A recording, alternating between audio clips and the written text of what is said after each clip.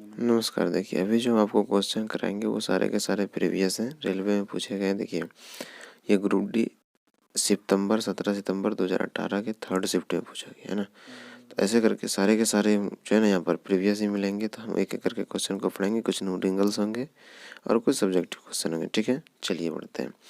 70 kg द्रव्यमान को उठाने के लिए 9800 जूल ऊर्जा व्यय की गई। द्रव्यमान को कितनी ऊंचाई तक उठाया गया था?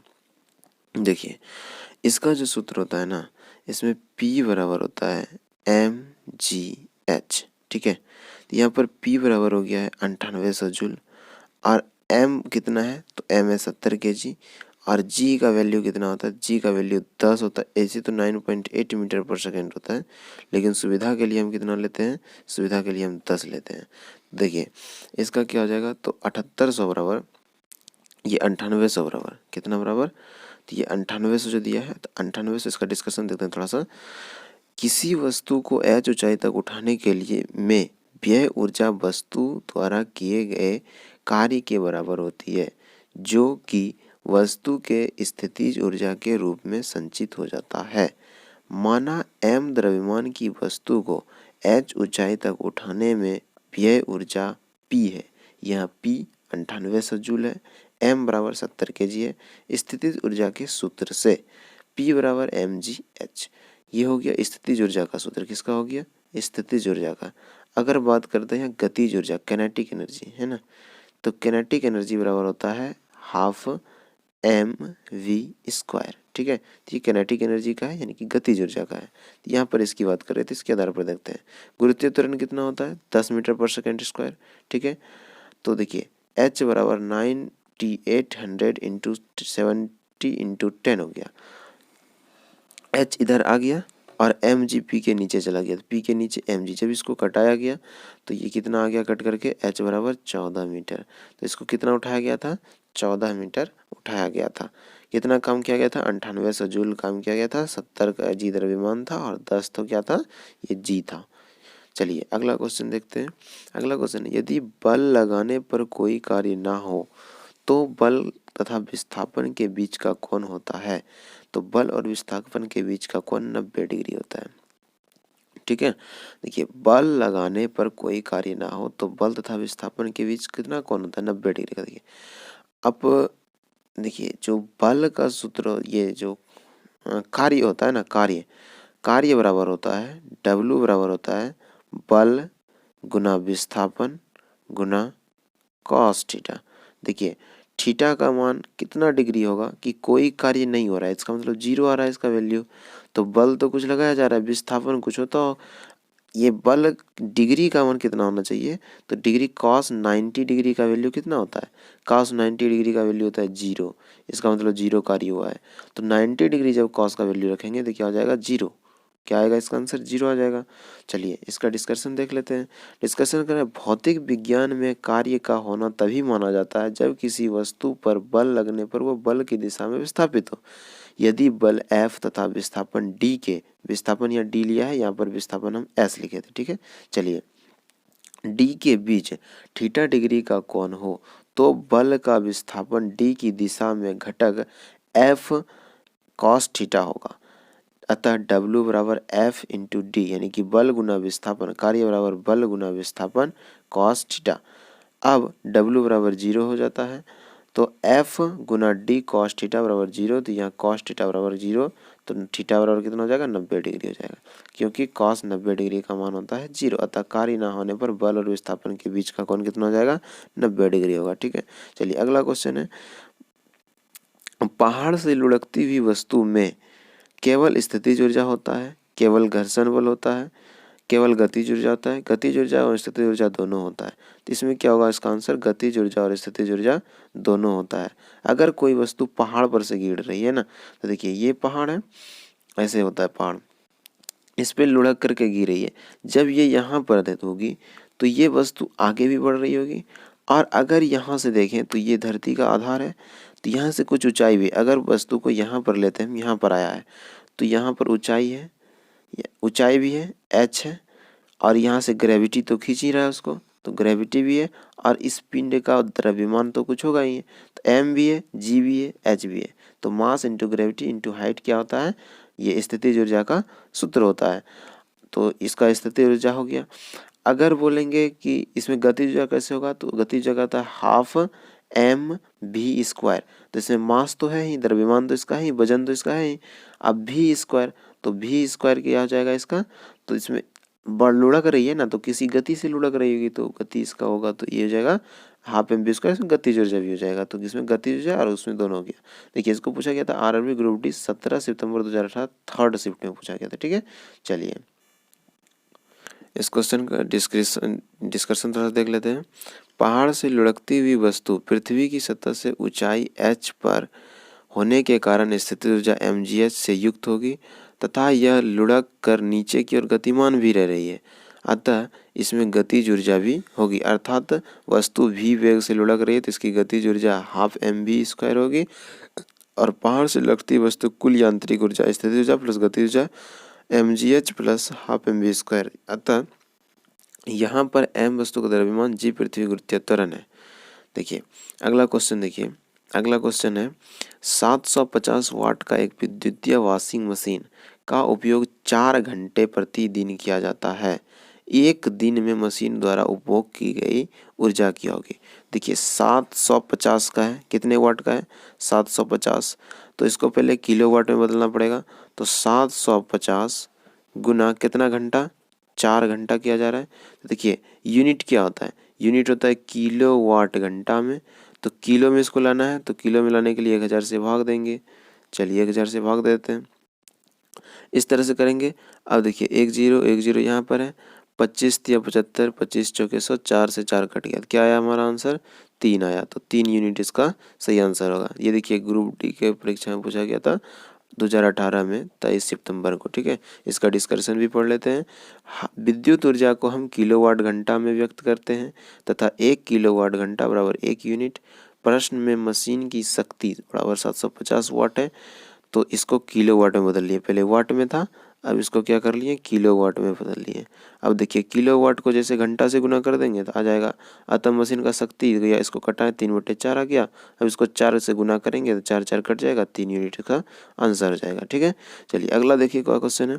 अगला कह रहा है यदि 50 वाट का बल्ब 1000 जूल की ऊर्जा का उपभोग कर रहा है तो बल्ब द्वारा किया गया कार्य समय लिया गया समय क्या है। तो देखिए यहाँ पर क्या 100 जूल का ऊर्जा का उपभोग कर रहा है, 100 जूल ऊर्जा का उपभोग कर रहा है, तो 100 जूल ऊर्जा का उपभोग कर रहा है। और कितना शक्ति है, यदि 50 वाट का बल्ब कितने वाट का है, 50 वाट का बल्ब है, तो देखिए ये कैसे करेगा, ये पूछा गया आपको 23 सितंबर 2018 को ग्रुप डी में। तो देखिए अगर हमको टाइम निकालना है, क्या करना है, टाइम निकालना है, तो इसको जो है ना, ये जितना जूल का एनर्जी कर रहा है उपयोग, तो 1000 का कर रहा है, इसको भाग दे देंगे इस 50 से, तो देखिए कितना आता है, 10 खत्म, 20 पंचे 100, तो 20 सेकेंड आंसर हो जाएगा। इसका डिस्कशन थोड़ा सा पढ़ लेते हैं, उसके बाद चलते हैं आगे। यदि बल्ब की शक्ति 50 वाट है तथा बल्ब द्वारा व्यय ऊर्जा 1000 जूल है, अतः बल्ब द्वारा उक्त ऊर्जा व्यय करने में लगा समय यदि टी हो तो टी बराबर व्यय ऊर्जा बटे शक्ति, व्यय ऊर्जा बटे शक्ति, तो 1000 बटे 50 बराबर 20 सेकेंड। ठीक है, चलिए अगले क्वेश्चन की तरफ देखते हैं। पिंड ए जिसका द्रव्यमान 2 kg और पिंड बी जिसका द्रव्यमान 3 kg है, एक दूसरे की ओर क्रमशः 4 मीटर प्रति सेकंड और 2 मीटर प्रति सेकंड के वेग से बढ़ रहे हैं। एक दूसरे से टक्कर के समय प्रत्यास्थ संघट्ट होगा, है ना। तो देखिए टक्कर के मतलब इसमें संवेग संरक्षण का सिद्धांत लग रहा है ना। तो यहाँ पर देखना है कि संवेग का किसमें ज़्यादा है, तो इसका क्या हो जाएगा कि एक दूसरे के विपरीत दिशा में लगेगा।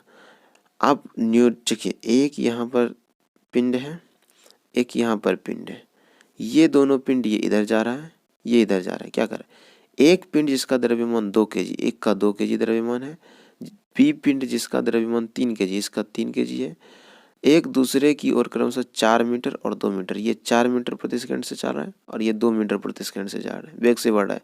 तो एक दूसरे से टक्कर के समय प्रत्यास्थ संघट्ट होगा। तो देखिए जब ये एक दूसरे से टकराएगा तो ये किधर जाएगा, तो ये किधर जाएगा ये डिसाइड होता है इस तरह से कि किसका संवेग ज़्यादा है। तो संवेग जो हम लोग निकालते हैं ना, p बराबर होता है मास इंटू वेलोसिटी। तो देखिए मास इंटू वेलोसिटी, इसका मास 2 है और वेलोसिटी 4 है, 4 दूना 8, इसका संवेग कितना है 8 और इसका कितना है 6 है ना।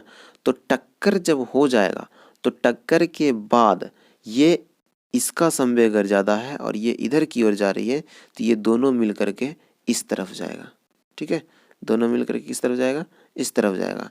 अब देखिए यहाँ पर बोल रहा है टक्कर के समय, तो टक्कर के समय एक दूसरे के विपरीत दिशा में ये लगेगा। ठीक है, और अगर टक्कर के बाद पूछा जाता तो ये किधर जाएगा, तो ये जिधर ए जा रहा है ना, ए बॉल जिस तरफ जा रहा है इसी तरफ जाएगा। ठीक है, चलिए इसको देखिए कब पूछा गया है, 23 सितंबर 2018 फर्स्ट शिफ्ट में पूछा गया है। पिंडों के बीच टक्कर के समय प्रत्यास्थ संघटक होने से संवेग तथा गतिज ऊर्जा दोनों ही संरक्षित होते हैं। अतः न्यूटन के तृतीय नियम के अनुसार दोनों पिंडों पर कार्यरत बल परस्पर विपरीत दिशा में कार्य करेंगे। चलिए अगला क्वेश्चन देखते हैं। डैश एक ऐसा कारक है जो किसी निकाय को गतिमान अवस्था में लाता है या लाने का प्रयास करता है, या रोकता है या रोकने का प्रयास करता है।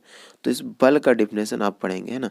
ये सब देखिए, ये सब जो है ना क्लास 9 का चीज़ है। ठीक है, ये सब क्लास 9 में आप पढ़े होंगे। ठीक, देखिए तो ये बल होता है, इसको क्या कहते हैं, बल। बल एक ऐसा कारक होता है जो किसी वस्तु के, देखिए आप ये मान लीजिए कि एक बॉल है, अगर इस पे आप बल लगाते हैं तो ये गतिमान हो जाएगा। अगर ये बॉल पहले से गतिमान है, आप इस पे इधर से बल लगाते हैं तो क्या हो जाएगा, इसका गति कम हो जाएगा। तो किसी चीज़ की गति को बढ़ा सकते हैं, किसी चीज़ की गति को रोक सकते हैं। तो बल एक ऐसा कारक है जो किसी निकाय को गतिमान अवस्था में लाता है या लाने का प्रयास करता है, या रोकता है या रोकने का प्रयास करता है। तो उसको क्या कहते हैं, बल कहते हैं। ठीक है, ये देखिए 1 नवंबर को पूछा गया था, सारे के सारे प्रीवियस ईयर है। ठीक है, इसका डिस्कशन थोड़ा सा पढ़ लेते हैं।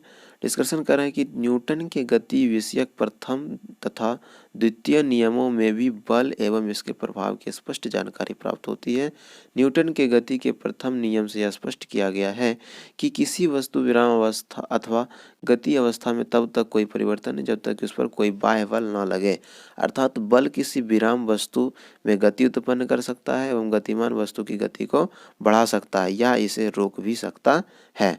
ठीक है, चलिए आगे देखते हैं अगला क्वेश्चन।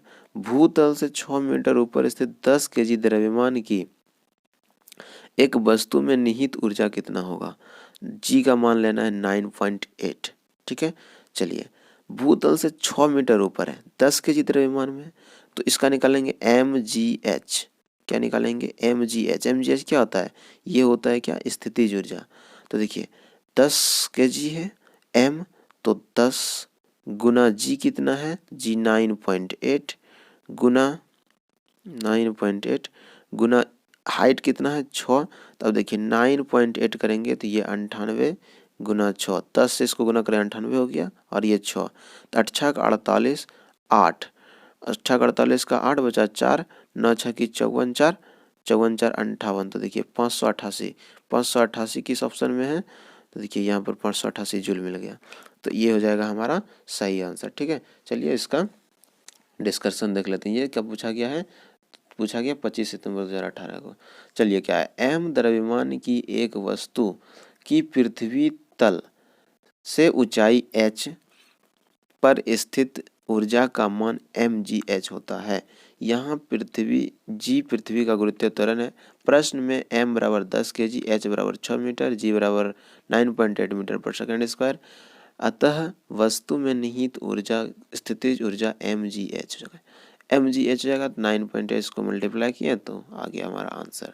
चलिए अगला क्वेश्चन देख लेते हैं। अगला क्वेश्चन है m और 9m के दो निकाय समान गतिशील ऊर्जा के साथ स्थानांतरित हो रहे हैं, उन्हें रैखिक संवेग का अनुपात क्या होगा। देखिए रैखिक संवेग का अनुपात क्या होगा। अब जब ये द्रव्यमान दो तरह से है, तो जब द्रव्यमान दिया हुआ हो और उसका संवेग निकालना हो ना, देखिए उसके लिए क्या सूत्र करते हैं हम लोग इस्तेमाल, उसके लिए सूत्र करते हैं p²/2m। क्या होता है, p²/2m। अब देखिए इसका डिस्कशन थोड़ा सा पढ़ लेते हैं। मान देखिए ये सूत्र जो है ना, ये किनेटिक गतिज ऊर्जा के सूत्र है। इसको कैसे हम लोग याद लाते हैं, p²/2m, आगे इसी वीडियो में संभवतः हम बताएंगे। ठीक है, चलिए पहले इसका डिस्कशन देख लेते हैं। माना m द्रव्यमान के पिंड का वेग v u है और 9 m का जो द्रव्यमान है उसका वेग क्या है, v है। तो प्रश्नानुसार दोनों का गतिज ऊर्जा समान है। तो देखिए क्या हो रहा है, हाफ mv² बराबर हाफ 9mv²। तो u² बराबर 9v², क्योंकि यहाँ हाफ हाफ कट गया, m कट गया। ठीक है, u² बराबर 9v² हो गया। तो v बराबर क्या हो, u बराबर क्या हो गया, 3v हो गया। u बराबर क्या हो गया, 3v। तो द्रव्यमान की गतिज ऊर्जा बराबर 9m द्रव्यमान की गतिज ऊर्जा। अतः m द्रव्यमान के पिंड का संवेग p1 बराबर m इंटू u हो जाएगा। ठीक है, तो 9m पिंड के 9m द्रव्यमान के पिंड का संवेग p2 कितना हो जाएगा, 9m इंटू वी, क्योंकि सबका क्या है अलग, 9m इंटू वी। अतः p1/p2 बराबर mu/9mv। तो यहाँ से m कट गया, v कट गया, 3/9 हो गया। तो 1:3 आ गया। p1 क्या आ गया, 1:3। यहाँ 3 × 3 और 3 × 9 कट गया, v कट गया। तो ऊपर 1 बच गया और नीचे क्या बच गया, 3 बच गया। तो 1:3 आंसर इसका हो गया।